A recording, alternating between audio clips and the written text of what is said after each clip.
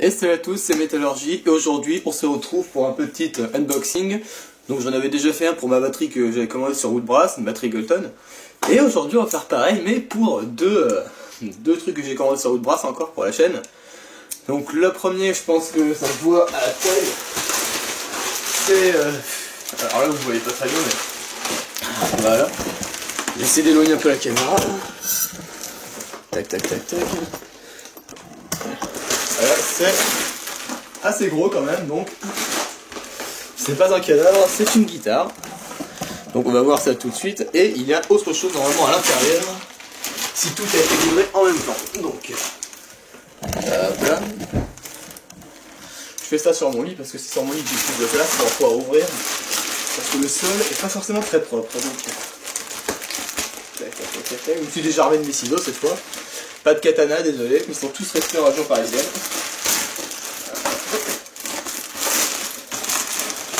Alors là, si vous aimez éclater les papiers bulles, vous êtes servi parce que chacune des bulles fait la taille d'une espèce d'énorme cloque. Les mêmes cloques que le Gaz VX peut vous faire.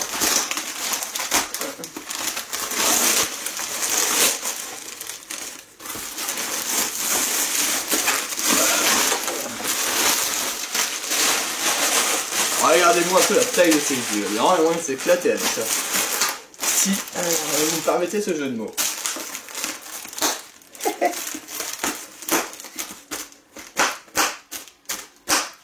Oh, je m'en lasserai jamais, je pourrais faire ça toute la journée. Mais il y a plus intéressant à faire là.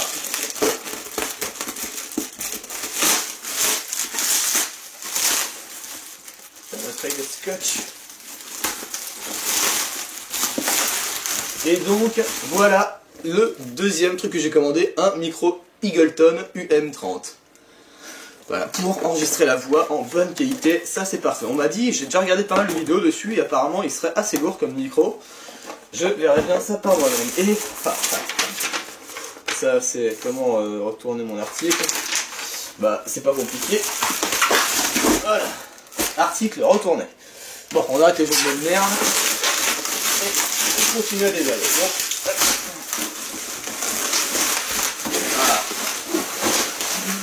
Pour la petite anecdote, ce soir, hier soir, en m'endormant, en fait, j'ai rêvé que je recevais une guitare, mais que c'était pas celle que j'avais commandée. J'ai rêvé que c'était, je crois, une Gibson Firebird, il me semble. Une Firebird Reverse en plus, donc pour les gauchers. Et attention, une Kurt X2. Donc.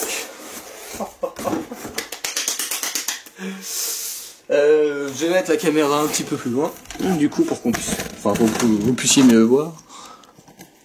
Voilà. Et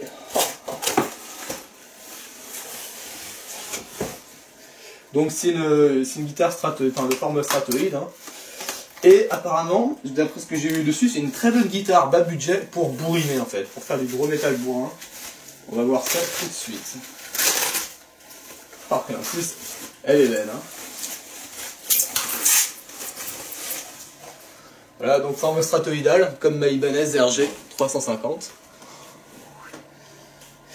Ah, ça c'est une belle guitare bas budget. Ça c'est mon cadeau de Noël, ça. Ça et le micro. En plus, pour vous dire, avec les sets de Noël, sur Eagleton aussi, enfin sur Woodbrass, je veux dire, il y avait aussi quelques réductions. Et du coup, j'ai pu avoir à 158 € à la place de 208. Donc c'est quand même pas négligeable comme promo. Hop là. On va enlever ce qu'il y a sur les micros.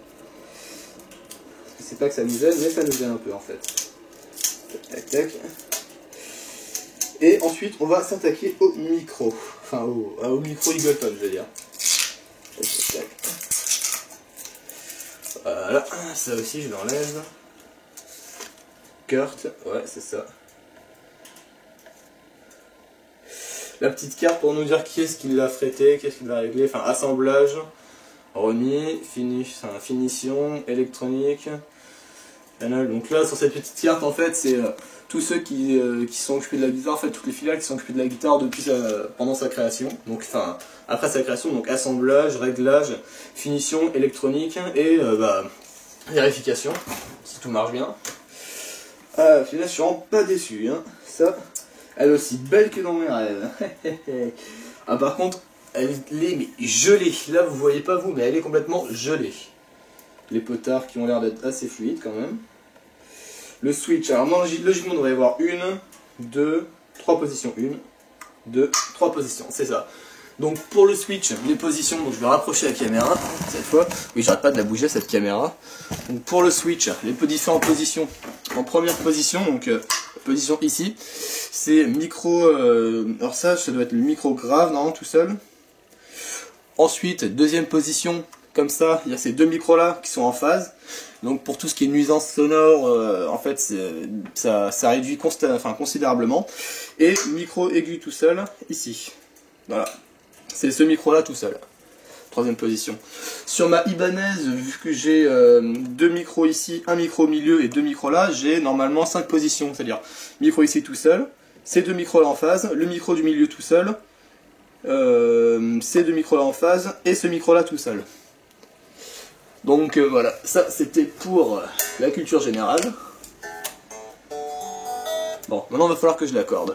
Mais d'abord, on déballe le micro Eagleton EM30 et on s'attaque au test à l'accordage de la guitare. Et c'est parti donc. Pour le micro Eagleton, je vais rester ici, on est très bien ici, voilà, tac. Je vais mettre la caméra comme ça. Donc, tac tac tac, on déballe ça très gentiment. Déjà, premier truc qu'on remarque, enfin deux trucs qu'on remarque, donc la suspension, donc pour poser le micro.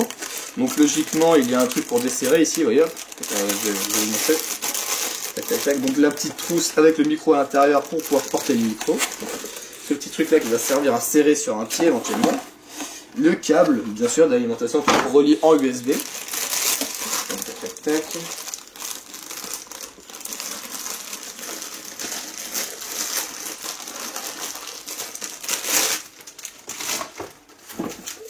Voilà. Donc pour la suspension c'est très simple, ici il y a deux petites manivelles, en fait il suffit de les tourner, ça dessert le rond qui est au milieu, on peut mettre le micro et ensuite repincer comme ça. Et logiquement, ça réduit considérablement les vibrations normalement. Donc on va voir ça. C'est marrant qu'ils le mettent directement dans la petite pochette en cuir comme ça, qu'ils ne donnent pas à part cette pochette. C'est assez sympa. Alors effectivement, j'avais entendu dire que c'était un micro qui était assez lourd. Ils n'avaient pas tort, c'est un micro qui est assez lourd et qui est très fort aussi comme la guitare. La guitare aussi, le temps que le corps chauffe, enfin le corps normalement c'est du frêne il me semble, ça chauffe relativement vite. Tac. Ah, même l'air qui était emprisonné à l'intérieur du plastique était gelé quoi.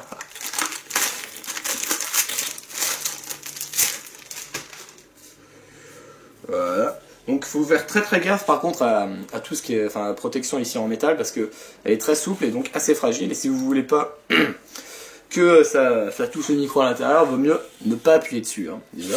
Donc voilà à quoi il ressemble le micro. Voilà. Donc le logo Eagleton hein, ici. Ici c'est pour le relier ensuite en USB à l'ordinateur. Et par contre pour fixer le pied, je me demande bien comment on est censé se démerder ça, pour fixer un truc ici. Bon, logiquement, normalement, ça se fixe d'abord là-dedans, donc hop là, mise en place du micro, on écarte les goupilles, on place le micro à l'intérieur, on resserre, et logiquement, ça tient impeccablement. Voilà. Là, il n'y a plus aucun moyen de l'enlever, sauf si je force un peu, mais j'ai pas envie de forcer, perso. Donc, voilà, on se retrouve tout de suite sur l'ordinateur pour pouvoir faire les tests son, et conclure cette vidéo unboxing. Voilà, donc là maintenant vous m'entendez parler avec mon ancien micro, donc le micro Plantronics. Et donc voilà, je vais faire quelques tests aussi avec l'anti-pop, mais normalement vous voyez que c'était déjà un micro qui était relativement bas de gamme. Et maintenant si je switch sur l'autre micro... Voilà, alors maintenant je suis sur l'autre micro et on voit déjà que la qualité est bien meilleure, notamment au niveau des basses également. Que là je regarde les courbes sur Audacity, apparemment ce micro a une bien meilleure détection que l'autre. Déjà avec l'anti-pop, déjà sans l'anti-pop j'ai pu tester de mon côté, c'était déjà un micro qui était excellent, mais avec l'anti-pop on optimise complètement la qualité du son. C'est ça qui est exceptionnel avec ce micro, c'est qu'il a pas forcément un son binaural, c'est à dire qu'il détecte pas le son dans toutes les directions comme sur le micro de la caméra, mais c'est un micro qui détecte ce que l'autre ne détectait pas, c'est à dire des basses fréquences. Et Eagleton a toujours très bien fait du matos audio, donc c'est pour ça que j'ai entièrement confiance en eux pour que ce soit pour la batterie, pour le micro, ou pour... il y a quoi d'autre aussi que j'ai acheté qui était Eagleton. Bon, ça va sûrement me revenir plus tard, mais bon voilà, c'est juste pour faire cette petite vidéo comparative des deux micros. Donc on va re-switcher sur l'autre micro pour voir ce que ça donne. Donc voilà, j'ai re-switché ensuite sur l'autre micro. Donc bah voilà, on peut comparer déjà la qualité des deux micros, c'est assez flagrant à mon avis, je pense que j'ai pas besoin d'expliquer plus que ça. Donc on se retrouve tout de suite pour le test de la guitare. Et donc voilà, on se retrouve sur mon logiciel d'enregistrement, donc Acoustic Mixcraft. Donc vous voyez pas en fait ce qu'il y a à l'écran, parce que je recorde pas avec Fraps, mais en revanche vous entendez par contre ce micro là, voilà. Et normalement vous entendrez aussi la guitare.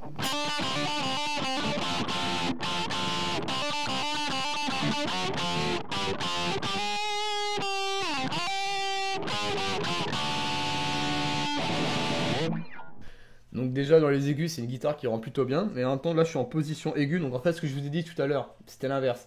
C'est-à-dire que ici ce sont les micros aigus, les deux micros en phase et micros graves. Ça se voit parce que ici on est en position aiguë, ici on est en position grave pour les micros. Ça s'entend. Donc ensuite pour les graves.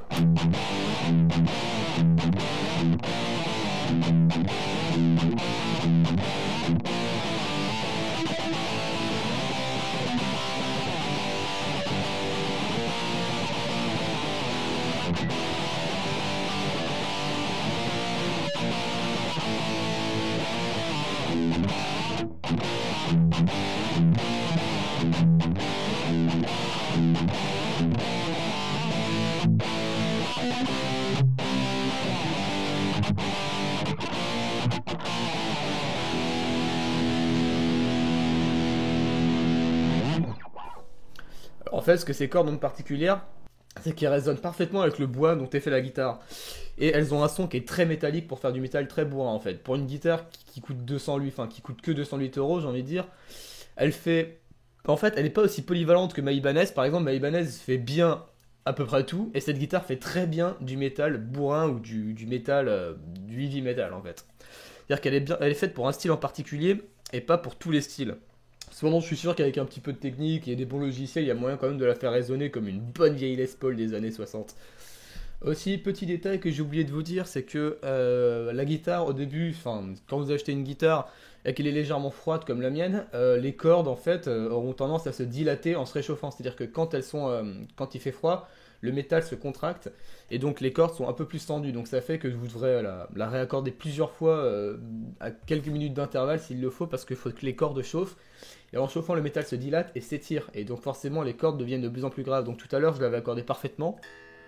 Et quand je regarde avec l'accordeur d'Acoustic MX Crash, je vois que déjà que le son est un peu plus grave que tout à l'heure. Donc les cordes se sont légèrement dilatées que la chaleur. Donc le temps que ma guitare aille à température ambiante, elle sera accordée et restera accordée. Donc c'est la petite astuce aussi que je peux vous donner.